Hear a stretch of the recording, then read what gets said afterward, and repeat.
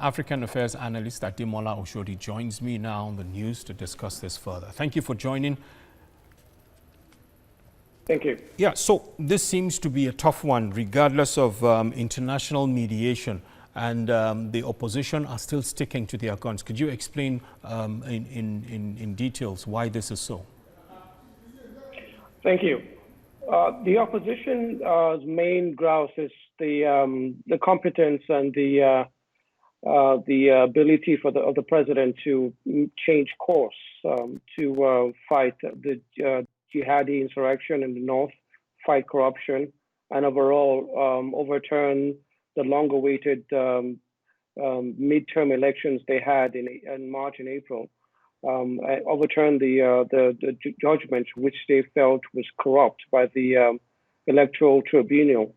So they're quite adamant the fact that the president should leave, and that anything towards solving the problem, whether a consensus government or the changing of the judges, would really make much difference to their needs, really.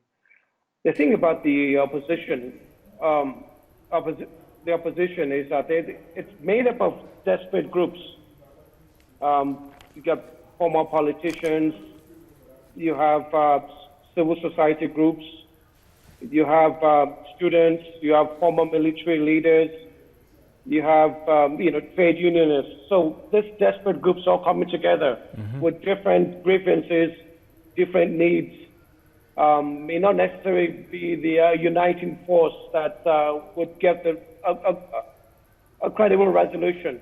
They have a very dynamic leader in the cleric, Mohammed Diko, that is trying to be their spokesman and their de facto leader. But because there's so many groups in this opposition, satisfying everybody is a different matter.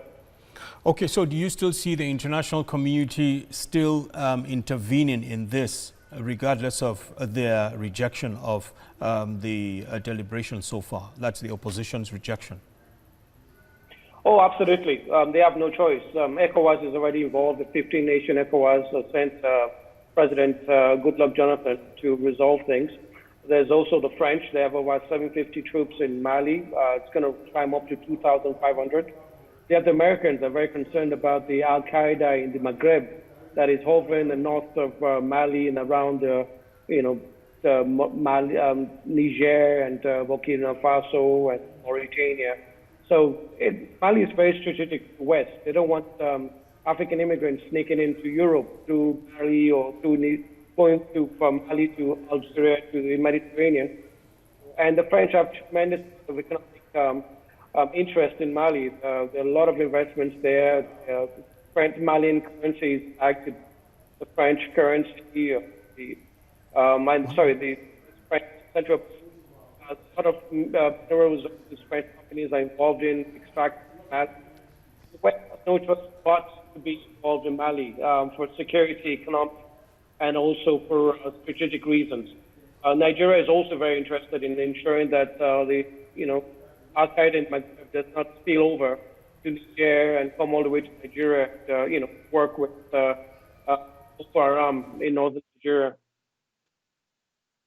All right, thank you so much for your thoughts. We appreciate it.